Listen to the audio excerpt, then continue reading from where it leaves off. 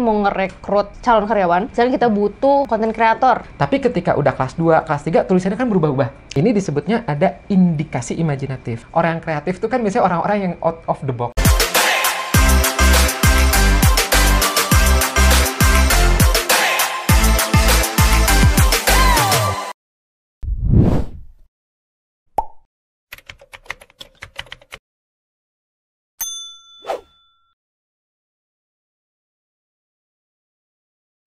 Halo Kang Afif. Halo Mbak Dania. Apa kabar? Baik, alhamdulillah. Kita ketemu lagi di acara Grafocast. di mana di sini kita akan membahas tentang tulisan tangan secara seru Santai. dan menyenangkan. Yes, betul. Oke, nah topik apa nih yang mau kita bahas di acara yang seru ini? Sebelum ke topik, Kang Afif nggak kalau sekarang tuh banyak banget seseorang punya job desk yang baru-baru kayak digital creator, content creator, Yes. visual designer, mungkin visual designer sekarang yang digital. Iya. Itu sekarang tuh kayak banyak banget dunia kreativitas, dunia kreatif gitu maksudnya, yang punya profesi-profesi baru Kang Afif. Iya, jadi unik-unik ya Iya. gitu. Konten kreator dulu nggak ada tuh, Iya, jarang kan? banget. Sekarang kayaknya udah banyak banget ya gitu. Lowongan kerja tuh konten kreator. Iya. Bahkan Iya, betul. sekarang ada director art kalau aku pernah lihat gitu, director art. Makanya kayak Wow. tapi secara digital Kang Afif. Mungkin karena ini juga pengaruh segala semua media sosial dan digital kayak Kang Afif ya. Yes. Nah, karena ini cukup menarik ya Kang Afif. Wah, kayak kita tuh ngelihat, dan bahkan grafologi kan sebenarnya bisa ya kita ngelihat seseorang tuh potensi-potensinya.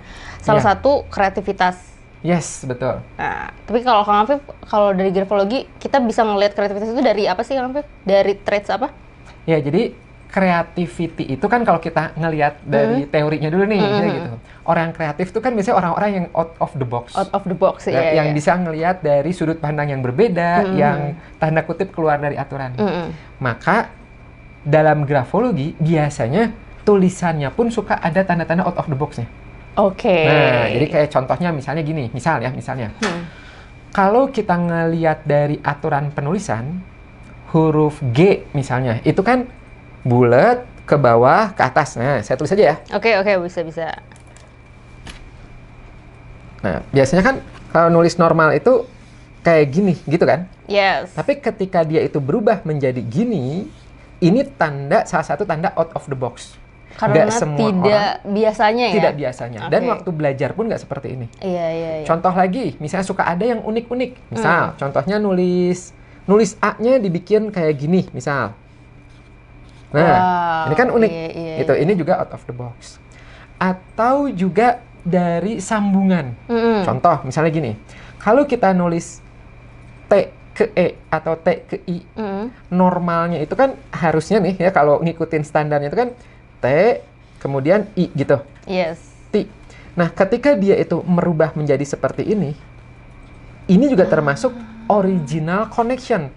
Oke. Gitu. Nah, ada orang yang melakukan seperti ini, ada, tapi nggak ngikutin aturan yang ada. Nah, itu termasuk out of the box. Oke. Contoh-contohnya. Nanti ada tanda-tanda lainnya lagi. Jadi imajinasi dan sebagainya. Tapi ini adalah salah satu contoh dari creativity itu. Kreativitas ya. Tapi Kang Afif, karena Kang Afif juga seorang psikolog ya Kang Afif ya. Nah, biasanya kalau kreativitas tuh kita bisa lihat dari apanya sih Kang Afif? Dari secara karakternya, dia tuh kita bisa lihat, misalkan kan kreativitas tuh banyak banget. Ya. Ada nggak sih kalau misalkan kita secara selain di grafologi bisa melihat dari... Jadi contohnya kreatif apa aja gitu ya. Jadi kalau kreatif itu, kalau kita mengutip dari multiple intelligence, gitu, dimana kita tuh sebenarnya intelligence tuh bukan cuma satu loh, gitu, bukan cuma IQ atau doang IQ gitu ya. atau apa gitu. Tapi kalau dalam multiple intelligence tuh dibagi ke dalam 10. Ada teori yang menyebutnya 8, ya ada 7, ada 10 gitu. Kurang lebih gini, ada yang dia itu pintarnya dalam daya bayang ruang. Jadi ketika, yuk coba bayangin sebuah ruangan yang ada kursinya, ada apanya, itu tuh dia langsung kebayang. Berarti pintar di sini, gitu. Orang lain mungkin nggak bisa membayangkan seimajinatif itu, ya. Jadi tipenya konkret berarti lawannya. Kemudian ada yang dia itu kreatif atau intelijensinya itu pintarnya adalah di bidang bahasa. Oke. Sehingga bagi orang ini itu mudah untuk menyampaikan sesuatu apa yang ada dalam pikirannya. Baik secara verbal, bicara, ataupun secara tertulis. Jadi mudah gitu mengalirkan kata-kata gitu. Nah, biasanya secara tidak langsung orang-orang seperti ini tuh relatif mudah untuk mempelajari bahasa juga. Gitu. Jadi menceritakan mudah, mendengar juga dia mudah. Biasanya kayak gitu, Mbak. Nah, ada juga orang yang dia itu kreatif dalam, atau intelijensinya dulu ya, intelijensinya dalam hal fisik. Nah, kalau fisik tuh dia nanti aktivitas yang berhubungan sama fisik dia tuh mudah. Misalnya basket, sepak bola, seret dia lebih cepat. Dia tahu, oh oke, ini harus seperti apa, harus seperti apa. Maka nanti kalau dilatih creativity di bidang fisiknya, dia akan lebih bagus. Oh, jadi even olahraga pun ada kreativitasnya ya? Ada kreativitinya. Gitu. Oke. Anda intelijensinya, nanti kan intelijensi ya banyak strukturnya, isinya tuh ada apa aja, salah satunya adalah si kreativitinya itu. Sementara untuk orang yang tidak unggul di sini, nggak mudah tuh, ya main sepak bola kok nggak gol-gol sih, gitu, nendang kok miring terus gitu. Nah, berarti dia bukan keunggulannya di sini. Oke. Nanti ada macam-macam ya. Ada yang berhubungan sama dia intelijensinya dalam interpersonal, ada intrapersonal, ada berhubungan sama alam, ada berhubungan sama matematika. Jadi untuk orang ini tuh dia ngitungnya cepet banget, tak gitu, sehingga di otaknya terbentuk kayak creativity yang berhubungan sama angka-angka itu. Gitu. Coba 44 dikali 33 dibagi 2 dibagi ini tang. Nah, itu kan orang yang intelijensinya itu salah satu unsurnya ada creativity di bidang hitung-hitungannya. Karena dia bisa membayangkan sambil ngitung gitu ya. Gitu. Iya. Nah, itu ada macam-macam. Nah, cuman biasanya kalau kita ngobrol secara umum, secara santai gitu, biasanya yang dimaksud kreatif itu adalah yang bisa meng-create sesuatu, gitu. Jadi kayak misalnya, bikin konten nih, gitu. Ya, bikin konten yang menarik gimana ya? Kerajinan, gitu. Nah, biasanya konten kreatif ya gitu, biasanya ke bidang itu, gitu. Nah, kalau misalkan 10 intelijen yang tadi, Kang Afif, itu biasanya di tesnya itu misalnya kita mau lihat seseorang dia tuh bakat dan kreativitas itu di mana, itu biasanya tesnya pakai apa, Kang Afif? Itu sebenarnya ada banyak sih, ya gitu, tes-tes yang bisa mengetes, dan ada yang memang khusus untuk multiple intelligence itu, gitu. Nah, kalau grafologi, karena kita bahasnya grafologi ini, grafologi bisa melihat beberapa dari 10 itu. Nah, contoh misalnya, karena sekarang ini kita lagi bahasnya tentang kreatif, ya, apa aja nih tanda-tanda kreatif dalam tulisan tangan? Seperti misalnya tadi satu yang G tadi, yang bentuk-bentuk yang dia out of the box, unik gitu, unik gitu. ya. Kemudian apalagi kalau ditambah dengan tanda imajinatif. Nah, tanda imajinatif itu seperti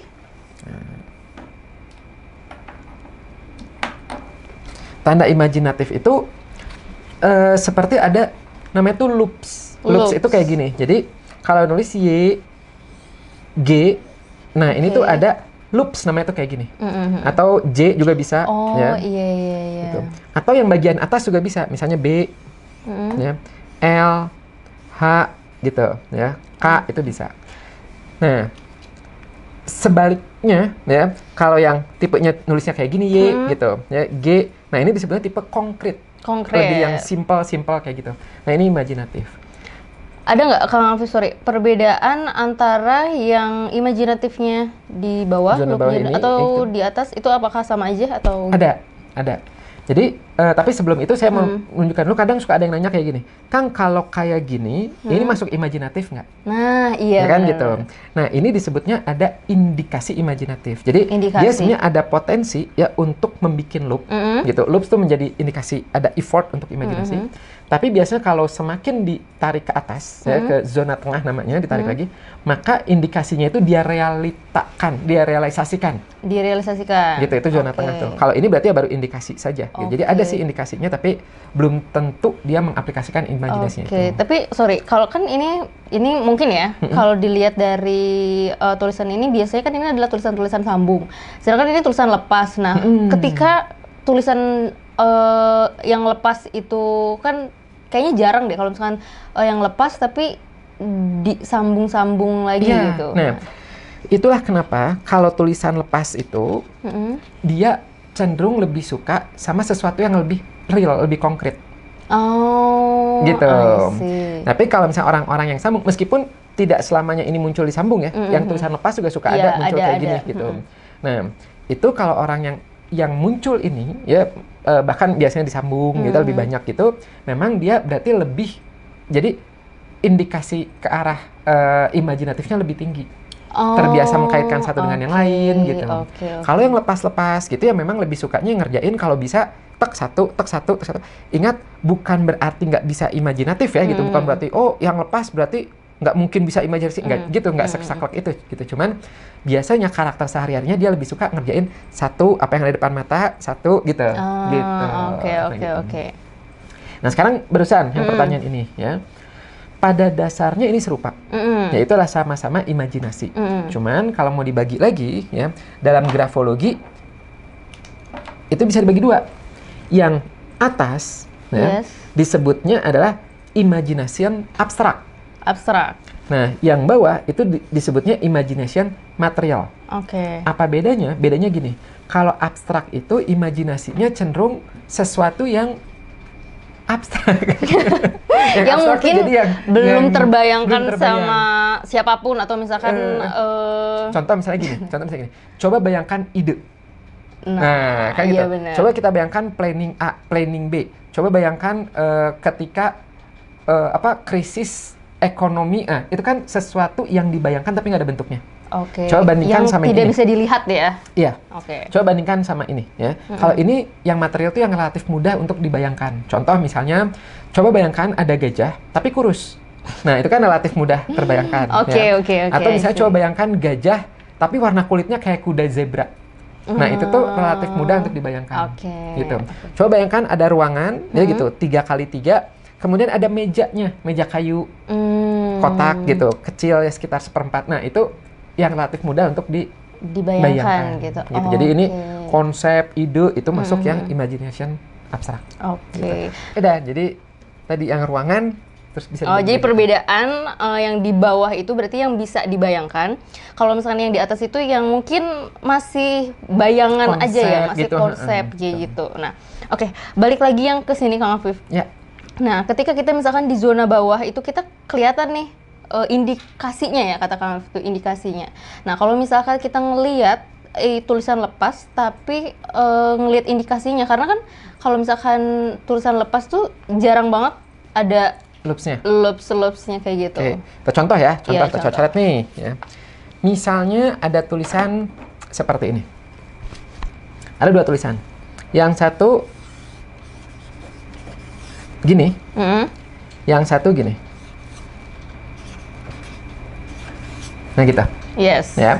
Nah, maka kalimatnya gimana? Kalau yang atas ya, misalnya ini A nih. Yang ini B. Yang A, penulis memiliki potensi imajinasi misalnya gitu ya, dia mampu membuat gambaran visual di otaknya, dia mampu membayangkan sesuatu gambaran-gambaran ya gitu imajinatif di otaknya ya, dan dia bisa mengaplikasikan itu dalam keseharian. Gitu. Kalau yang B kalimatnya beda. Yang B itu adalah penulis B, dia memiliki indikasi imajinasi, jadi dia ada potensi untuk bisa loh membayangkan gitu, meskipun dalam keseharian belum tentu diaplikasikan dalam sehari-hari. Gitu, sehari-hari ya dia lebih dominannya itu adalah lebih sesuatu yang sifatnya konkret, real, ada yang di depan mata gitu. Tapi potensi imajinasinya ada. Ini kan zona bawahnya. Nah, kalau yang zona atasnya Kang Afif, adakah kalau misalkan tulisan lepas kan biasanya jarang banget untuk yang ngambil ke atas. Nah, ketika kita mau ngeliat nih, dia tuh ada indikasi imagination abstrak nggak ya? Nah, dari tulisan lepas ada nggak Kang Afif, bisa dilihat nggak? Di atas zona atas. Nah, ini sebelum itu saya tambah satu lagi ya. Misalnya satu lagi ada yang kayak gini. Berarti ini kan tidak ada indikasi imajinasinya. Maka untuk yang C, kita menyampaikannya beda lagi. Kita bisa menyampaikan yang C ini adalah tipe pemikir konkret. Tipe pemikir realistis gitu, yang butuh data faktual atau yang ada contohnya gitu. Jadi jangan yang coba bayangkan. Nah, enggak gitu. Ini adalah yang real. Jadi kelihatan ya. Semakin kesini semakin imagination, semakin kesini semakin dia konkret. Gitu. I see. Nah, sekarang bagaimana dengan yang tulisannya zona atas tadi? Zona atas. Memang zona atas tulisan lepas dia jarang. Nah gitu, jadi kayak misalnya nulis apa ya, zona atas Kalah misalkan. kalah misalnya. Nah, Ini kan dia tidak ada loopsnya, ya berarti mirip kayak yang C tadi, gitu. Penulis ini lebih suka dengan sesuatu yang real, yang konkret, yang mana contohnya gitu, nah seperti itu. tapi kalau misalkan ini kan tulisan lepasnya, tapi jadi berarti nggak bisa kelihatan ya kalau misalkan dia disuruh tulisan sambung, ternyata ada nih dia loopsnya gitu. Nah, tergantung. Kalau orang tidak terbiasa nulis sambung, kemudian kita paksa dia untuk nulis sambung, biasanya nulisannya nggak natural. Oh. Gitu. Muncul sih, tapi nggak natural. Ya sudah, jangan. Gitu. Tapi kalau dia itu memang terbiasa, ya sudah, tidak apa-apa. Nah, sekarang muncul pertanyaan yang bagus. Yang suka ditanyakan gini, Kang Afif, kalau misalnya ada 2 orang, ya, misalnya yang satu adalah tipe, ini kan tipe konkret, kemudian satu lagi misalnya tipe yang dia itu ada imajinasinya, gitu, ya. Mana yang kelihatannya lebih cocok masuk, misalnya interior atau arsitek interior aja misalnya, itu kan berarti seni itu creativity. Kebayangnya yang mana? Yang A atau yang B? Yang B. Kebayangnya yang B, karena kenapa? Karena dia punya imajinasi. Ya kan? Nah, ini yang menarik nih, ya. Kalau seperti itu, apakah sama dengan yang A ini tidak cocok untuk kreatif atau interior, ya gitu, arsitek? Jawabannya adalah belum tentu. Belum tentu. Okay. Nah, enaknya grafologi adalah gini, ketika kita menemukan tanda yang seperti ini, ya, ini kan tadi misalnya tipenya tipe konkret, sementara arsitek, interior, kreatif itu kan membutuhkan imajinatif, ya. Tapi orang ini misalnya dia mau masuk arsitek interior, jawabannya tidak apa-apa. Tapi notes-nya adalah perbanyak literatur. Kenapa? Karena gini, bedanya nanti akan seperti ini. Kalau orang yang kreatif, yang memang ada bakat kreatif, ketika dia itu ngelihat, ibaratnya coba misalnya masuk ke ruangan kosong nih, ya gitu. Coba silakan isi gitu ya dengan imajinasi masing-masing. Orang yang kreatif itu dari kosong tuh dia bisa meng-create sesuatu. Bisa ngebayangin ya, kayaknya ini bakal ada ini lukisannya, ya. ada sofanya di sini. Iya, betul. Gitu. I see. Cahayanya kayaknya gini. Itu meng-create di otaknya. Nah, untuk orang yang tipe konkret, ketika ngelihat ruangan kosong itu, kemudian tadi tugasnya adalah untuk silahkan ya gitu, isi dengan sesuatu creativity, maka di otak dia itu akan me-recall pengalaman dia, mau itu dari sumber buku, mau ngelihat, dia pernah ngelihat bangunan, dia pernah ngelihat misalnya pergi ke mana itu yang ada kurang lebih bangunan itu. Nah, itu yang akan dia recall. Oh, saya pernah ngeliat nih, ini kayaknya bagus model kayak di majalah itu. Jadi ini dikasih pancoran di sini, ini kayaknya gitu. Kebayang ya? Gitu. Iya. Dia harus nyari referensi mungkin itu ya, referensi gitu. Oke. Sehingga untuk orang-orang yang tidak mengenal karakter A dan B, itu akan ngelihatnya, oh A dan B sama-sama kreatif. Oke. Gitu. Padahal latar belakangnya berbeda. Yang B kreatif memang dia murni tipe kreator. Dari dirinya. Yang A itu dia kreatif karena wawasannya banyak. Iya. Gitu, bisa, gitu ya. Nah itu, jadi enaknya grafologi itu gitu. Tidak menjudge orang, oh kalau nggak ada ini berarti kamu nggak bisa, enggak. Gitu. Berarti apa solusinya? Gitu. Iya benar, wah menarik banget nih Kang. Menarik banget ya? Iya. Tapi ini aku jadi keingat sama tulisan-tulisan dulu. Jadi dulu tuh waktu mungkin SD ya, waktu SD kan kita belajar tentang tulisan sambung. Ya, tegak halus bersambung itu ya. Iya, nah terus juga kan ada beberapa buku yang titik-titik gitu, yang kita harus nyambungin, terus biar ngelatih mungkin ya tulisan kita. Nah, itu kan ada beberapa juga yang si tulisannya itu bentuknya loops di atas dan loops di bawah. Nah, itu ngaruh nggak sih Kang Afif ketika nanti dia besarnya, karena ya dia terbiasa menulis tuh seperti itu gitu. Iya, jadi waktu kita itu SD belajar kan gitu, itu kan kita lagi belajar ngikutin suatu pola. Oke. Ya kan gitu, ngikutin suatu pola. Nah, nanti coba aja kita ingat-ingat lagi. Waktu dulu di kelas misalnya 30 orang, 40 orang, ya satu kelas teman-teman. Tapi ketika udah kelas 2, kelas 3 tulisannya kan berubah-ubah. Oke. Ya kan gitu, ada yang tetap seperti copybook. Copybook tuh ya waktu panduan itu namanya copybook ya. Tegak halus bersambung. Ada yang berubah-ubah. Oke. Nah, kenapa berubah? Karena ngikutin karakternya. Gitu. Saya mah lebih nyamannya kayak gini gitu, lepas. Saya lebih nyamannya gimana gitu. Nah, maka personality karakter itu yang membentuk dia. Oke. Gitu. Nah, kalau misalnya ada yang memang dianya mempertahan, ya seneng gitu, ternyata enak nih, ada ornamennya, ada loopsnya, ada, ya berarti memang itulah dia. Di dirinya gitu. Dirinya, I see. Oke, berarti itu memang secara tidak langsung lama-kelamaan juga itu kan ngikutin ngikutin kepribadiannya dia gitu ya, tulisannya. Oke. Lagi nih ke kreativitas nih Kang Afif. Nah, karena kita tuh semakin banyak istilahnya profesi ya di dunia kreatif, apalagi sekarang tuh di dunia digital tuh istilahnya penting banget ya kreativitas. Kayak hampir semua perusahaan itu butuh seseorang atau misalkan ada profesi yang pasti itu di tim kreatifnya ya Kang Afif ya. Nah, tapi kan kalau misalkan di dunia kreatif ini itu banyak banget. Kayak tadi kan kata Kang Afif, bisa penulisan, ruang, visual, musik. Nah, tapi kalau misalkan kita nih mau ngerekrut calon karyawan, misalnya kita butuh orang konten kreator. Nah, mungkin kan ada nggak sih perbedaan tulisannya sama orang yang kreatif tapi dalam hal yang menulis atau dalam hal musik gitu Kang? Ada nggak perbedaannya? Nanti misalnya kita bisa lihat dia, kayaknya dia nih yang cocok jadi konten kreator. Oke, ada. Ketika kita itu menganalisis, ya gitu, itu kan kita melakukan profiling dulu namanya. Jadi kalau job desk-nya apa gitu, nanti kita profiling. Oh dia dibutuhkannya apa nih? Misalnya dibutuhkannya yang bagian konten kreator meng-create misalnya creativity kayak bikin konten misalnya gitu ya. Nanti si B misalnya creativity-nya dalam bidang copywriting-nya ya, dalam tulisan dan sebagainya. Nah, itu tuh bisa ya, atau musik misalnya. Jadi kayak contoh misalnya gini. Kalau yang berhubungan sama tulisan itu nanti ada beberapa yang dianalisa. Contoh misalnya tapi kita ngelihat juga nggak yang indikasi dia kreatif imajinasinya gitu, dilihat itu dulu atau langsung ada perbedaannya?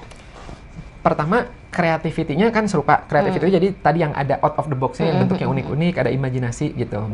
Nanti ada beberapa perbedaan, kayak contoh, kalau yang berhubungan sama writing, ya, atau misalnya writing, atau yang berhubungan sama verbal, baik dibicarakan ataupun menulis, itu biasanya tuh diikuti seperti ini. Jadi kayak misalnya nulis A sama O-nya tuh suka terbuka gini. Nih, ada lubang di sininya. Ya. Atau juga diikuti dengan namanya tuh komprehensif. Komprehensif tuh jadi kalau nulis N, ya gitu, misalnya nama. Nah, M-nya ini kan kayak U. Kemudian ini nama. Nah, M-nya itu kayak W. Gitu. Nah, inilah komprehensif gitu. Nah, ini biasanya nyambung nanti sama tipe-tipe verbal, sama bicara, dan juga bisa berkaitan sama nulis. Oh, jadi dia bisa menuangkan ide atau materinya tuh ke tulisan. Tulisan bisa, ke ucapan bisa. Nah, nanti bisa juga ditambah. Misal, ternyata nulisnya selain M dan N-nya itu bentuk komprehensif, ada juga misalnya yang tajam-tajamnya gitu. Ya, misalnya nanti. Nah, gitu ya. Oh, berarti nanti ini orang ini ketika nulis tuh seneng ada data-datanya karena ini disebutnya analitis investigatif gitu. Nah, itu mewarnai gambaran personality dari cocok nih untuk nulis. Gitu. I see. Kalau misalnya untuk yang tadi kreator. Kreator secara umum ya gitu, kreatif gitu. Ya berarti kayak tadi. Nih, ya ada bentuk yang unik, ada imajinasinya, ya ada bentuk-bentuk double curve gitu. Nah, itu biasanya tipe-tipe yang memang kreatornya masuk. Gitu. Nanti apalagi musik. Nah, kalau musik itu memang musik tuh tidak banyak dibahas ya di grafologi. Tapi dari beberapa sumber itu musik tuh bisa kelihatan dari ini. Pertama adalah tanda double curve. Ya, double curve itu tuh masuk ke musik tuh. Ya, double curve yang gini nih masuk. Kemudian yang kedua gini. Kan kalau dalam pengambilan tes itu ada yang klasikal, ada yang individual. Bedanya gini, kalau klasikal tuh di kelas rame-rame, kemudian dites. Sehingga biasanya lebih dikontrol. Kayak misalnya alat tulisnya pakai pulpen ya, gitu. Nah, itu lebih dikontrol. Tapi kalau yang individual itu lebih personal. Jadi individu itu satu gitu ya. Nah, sehingga kita bisa mengobservasi ya, memperhatikan. Nah, kalau individual itu kita bisa menyiapkan beberapa alat tulis. Ada pensil yang tebal, ada pensil yang lancip misalnya, ada pulpen yang rada tebal, ada pulpen yang rada lancip gitu. Nah, ketika dia itu ngambilnya pensil yang rada tebal, ya pensil kayu misalnya, atau dia ngambil pensil pensil yang runcing, tapi dia nulisnya dimiringkan, kan kalau miring tuh menjadi kayak lebih jadi lebar. ada dimensinya gitu Ada ya dimensinya kan? gitu kan gitu. Itu disebutnya pastos. Dalam grafologi pastosi. Okay. Nah, pastos itu juga menjadi indikasi dari seni yang nanti ada kaitannya sama musik. Oh. Gitu. Jadi dia ngambilnya pensil gitu ya. Terus kalau nulis tuh ada miring misalnya ya gitu. Oh, ini nggak kelihatan habis. Nah, kurang lebih kayak gitu ya gitu.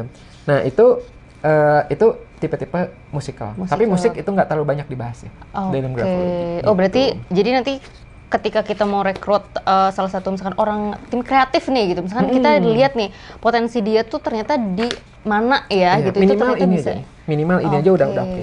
Gitu. Jadi ada tanda unik, kreatif, imajinasi. Nah itu ibaratnya mah 50-70% bakat ke arah kreatorsnya dapat di situ. Itu aja gitu, kuncinya. Oke. Nanti kalau untuk lebih spesifiknya nulis atau apa, coba bisa juga digali dengan observasi, itu bisa. Atau kasih tugas. Kasih tugas ya. Kan gitu. jadi, Silakan gitu bikin nah itu bisa membantu untuk lebih dalam lagi gitu ya. Gitu. Oke. Wah, ini menarik banget ya, ternyata nggak cuman ngelihat dari tadi loop-loopsnya, banyak traits yang bisa kita lihat ya ketika misalnya kita mau melihat seorang itu kreatif atau enggak. Yes. Gitu. Oke. Kang Fu, ini pertanyaan terakhir ya. Apakah grafologi bisa menganalisis karya seniman atau sebuah tulisan untuk mengetahui bagaimana proses si kreator ini kreatif si kreatornya gitu? Oke, jadi kan tadi ada dua ya pertanyaannya. Jadi kayak misalnya orang yang seniman, ya kan gitu, dan orang ini kreatif atau tidak gitu. Jadi ada dua nih. Kalau kita melihatnya karya seni, misalnya aja ada orang nulis kaligrafi gitu, memang pada saat dia nulis itu ada kemungkinan memang dia membaguskan tulisannya, ya gitu, sehingga seni gitu. Karena tadi ada kontrol, memang harus bagus, maka itu tidak menggambarkan personality. Personality itu sesuatu yang proyektif. Sesuatu yang tidak ada intens, harus gini ya nulisnya ya, harus kayak, nah gitu, nggak ada kayak gitu. Jadi dikasih kebebasan, dia seperti apa? Kalau pas dikasih kebebasan dia itu muncul seninya, maka berarti oh ini memang personality-nya, karakternya atau potensinya tuh ada ke arah seninya. Gitu. Oke. Makanya kalau lagi ngetes itu ya disarankan kita tidak sembarangan, ini udah tulisan bacain, enggak gitu. Kita kalau untuk tes betulan ya gitu, ya ada prosedurnya gitu. Yuk, nanti mau dites ya gitu. Ambil posisi yang nyaman ya gitu. Silakan tulis senyaman mungkin yang menurut Anda itu menggambarkan Anda banget.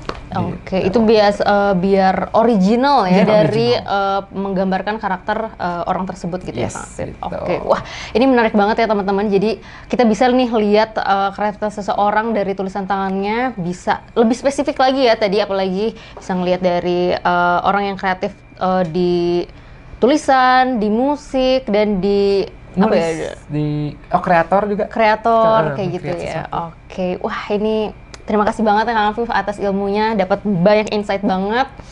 Terima kasih juga teman-teman yang udah nonton nih. Teman-teman juga nih kalau misalkan mau tulisan tangannya dianalisis, boleh banget DM ke grafologi_indo di Instagram. Jadi nanti bisa tentang penjurusan, tentang pasangan ya Kang Afif ya. Terus juga teman-teman nih mau kayak tema pada ini, misalkan tema pada video kali ini, jadi teman-teman mau ngelihat nih potensi dan bakat teman-teman tuh apa sih gitu, itu bisa banget ya Kang Afif? Bisa banget gitu. Nanti DM aja di Instagram ya @grafologi_indo. Gitu. Oke. Juga kalau misalnya teman-teman ada yang mau belajar juga bisa ya. Oh iya dong, belajar grafologi ya. Kalau mau belajar grafologi bisa di grafologiindonesia.com. Boleh, nanti kunjungin aja. Nanti linknya aku masukin di deskripsi biar mempermudah teman-teman. Oke, makasih banyak ya Kang Afif, makasih banyak juga. Dan kita jumpa lagi nanti di Grafocast selanjutnya. Bye.